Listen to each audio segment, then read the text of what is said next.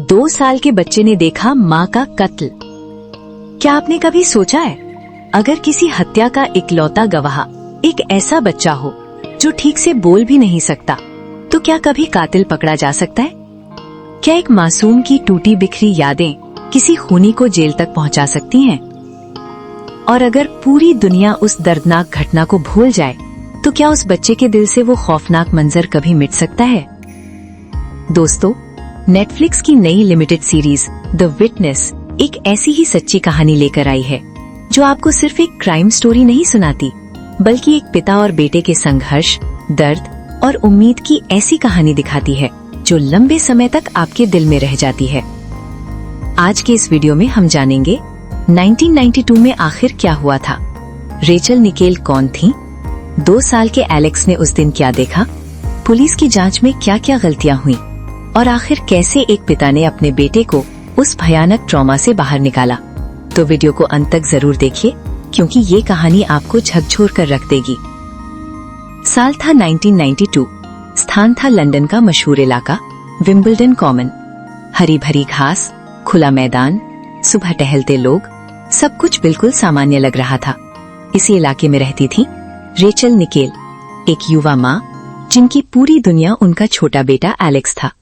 Rachel अपने बेटे को लेकर अक्सर यहाँ घूमने आती थी, लेकिन 15 जुलाई 1992 की सुबह कुछ ऐसा हुआ जिसने पूरे ब्रिटेन को हिला दिया। उस दिन रेचल अपने 2 साल के बेटे और अपने कुत्ते के साथ पार्क में घूम रही थी। अचानक एक आदमी उनके सामने आया। कुछ ही सेकंड में उसने रेचल पर बेरहमी से हमला कर दिया। दिन दहाड़े लोगों से भरे शहर के बीच एक माँ की निर्मम हत्या कर दी गई और इस पूरी घटना का गवाह बना उनका छोटा बेटा एलेक्स, एक ऐसा बच्चा जो अभी ठीक से बोलना भी नहीं सीख पाया था। सबसे दर्दनाक दृश्य, हत्या के बाद जब लोग वहां पहुंचे तो उन्होंने एक दिल तोड़ देने वाला दृश्य देखा। रेचल जमीन पर पड़ी थी, उनका छोटा बेटा उनके पास बैठा था। वो अपनी माँ को उठा रहा था, उन्हें हिला रहा था, जगाने की कोशिश कर रहा था। उसे समझ नहीं आ रहा था कि उसकी माँ अब कभी नहीं उठेगी। ये दृश्य बाद में पूरे ब्रिटेन में चर्चा का विषय बन गया। लोग सिर्फ एक हत्या से नहीं, बल्कि उस मासूम बच्चे की हालत देखकर टूट गए थे। उस दिन एलेक्स ने सिर्फ अपनी माँ को नहीं खोया था, उसने अपनी मासूमियत भी खो दी थी। पिता आंद्रे की दुनिया बिखर गई। रेचल की मौत के बाद अब एलेक्स की पूरी जिम्मेदारी उसके पिता आंद्रे हैंड्सकॉम्ब पर आ गई। आंद्रे पहले ही रेचल से अलग हो चुके थे, लेकिन बेटे से उनका रिश्ता बेहद गहरा था। अब अचानक उन्हें अकेले पिता की भूमिका निभानी थी। एक ऐसे बच्चे की परवरिश करनी थी जिसने अपनी आंखों के सामने अपनी माँ को मरते देखा था।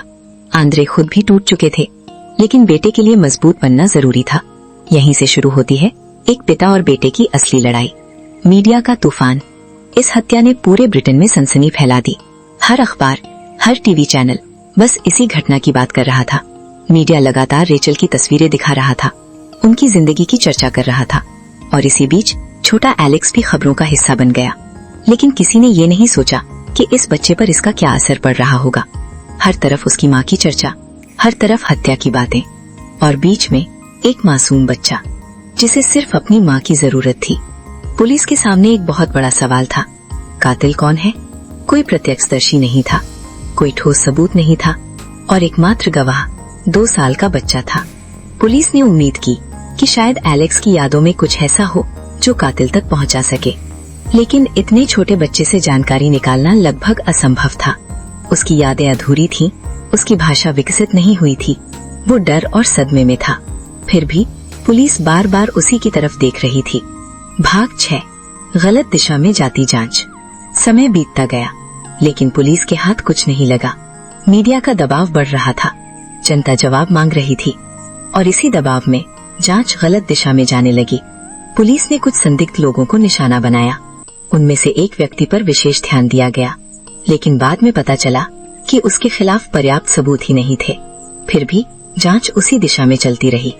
इस गलती ने वर्षों तक असली कातिल को खुलेआम घूमने दिया। एलेक्स का बचपन। उधर एलेक्स बड़ा हो रहा था, लेकिन उसका बचपन सामान्य नहीं था। उसे बार बार वही घटना याद आती थी। डरावने सपने आते थे, अचानक घबराहट होने लगती थी। कई बार उसे समझ ही नहीं आता था कि उसके अंदर इतना डर क्यों है। उसके मन में ऐसे घाव थे जो दिखाई नहीं देते थे, लेकिन हर दिन उसे दर्द देते थे। पिता की सबसे बड़ी परीक्षा। आंद्रे ने फैसला किया कि वे बेटे को इस दर्द के साथ अकेला नहीं छोड़ेंगे। उन्होंने हर संभव कोशिश की, उससे बात की, उसे समझा, उसका आत्मविश्वास बढ़ाया, उसे ये महसूस कराया कि वो अकेला नहीं है। सीरीज का सबसे भावुक हिस्सा यही है।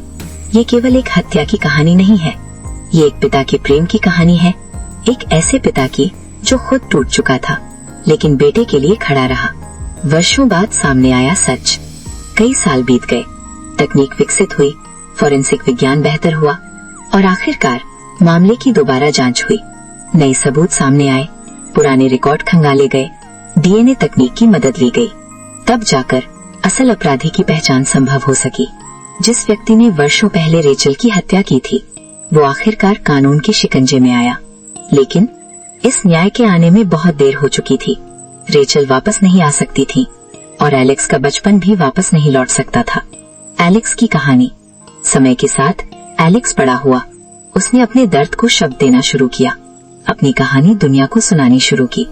उसने एक किताब लिखी, लेटिंग गो, जिसमें उसने बताया कि ट्रॉमा के साथ जीना कैसा होता है, कैसे बचपन की एक घटना पूरी जिंदगी को प्रभावित कर सकती है और कैसे इंसान धीरे धीरे खुद को फिर से जोड़ सकता है। नेटफ्लिक्स की सीरीज क्यों खास है? द विटनेस सिर्फ एक क्राइम ड्रामा नहीं है। ये किसी पुलिस हीरो की कहानी नहीं है, ये किसी सीरियल किलर की कहानी भी नहीं है। ये कहानी है उन लोगों की जो अपराध के बाद बच जाते हैं, जिन्हें जिंदगी भर उस दर्द के साथ जीना पड़ता है। सीरीज का सबसे मजबूत पक्ष यही है, ये हत्या को सनसनीखेज बनाने की कोशिश नहीं करती, बल्कि उसके बाद के भावनात्मक असर को दिखाती है। भाग 12, कलाकारों की शानदार परफॉर्मेंस। आंद्रे के किरदार में जॉर्डन बॉल्गर ने शानदार अभिनय किया है। उनके चेहरे पर दर्द, गुस्सा, मजबूरी और पिता का प्यार सब कुछ साफ दिखाई देता है। वहीं एलेक्स के किरदार में मैक्स फिंचम और जसाया विलियम्स ने भी बेहतरीन काम किया है। रेचल निकेल के रूप में इलियन और विलियम्स का प्रदर्शन भी प्रभावशाली है। यही वजह है कि दर्शक कहानी से भावनात्मक रूप से जुड़ जाते हैं। भाग 13, क्या ये सीरीज देखनी चाहिए?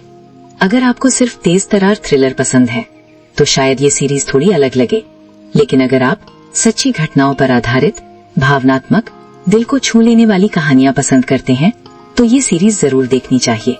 सिर्फ 3 एपिसोड की ये कहानी आपको शुरू से अंत तक बांधे रखती है। आउट्रो। दोस्तों, द विटनेस हमें एक बहुत महत्वपूर्ण बात सिखाती है। कभी कभी अपराध का सबसे बड़ा असर मृत व्यक्ति पर नहीं, बल्कि पीछे छूटे लोगों पर पड़ता है। एक बच्चा जिसने अपनी माँ को खो दिया, एक पिता जिसने बेटे के लिए खुद को संभाला और एक परिवार जिसने दर्द के बावजूद जीना नहीं छोड़ा। यही इस कहानी की असली ताकत है। अगर आपको ये जानकारी पसंद आई हो तो वीडियो को लाइक करें, चैनल को सब्सक्राइब करें और कमेंट में जरूर बताइए क्या आप द विटनेस देखने वाले हैं। धन्यवाद। मिलते हैं अगली वीडियो में। जय हिंद।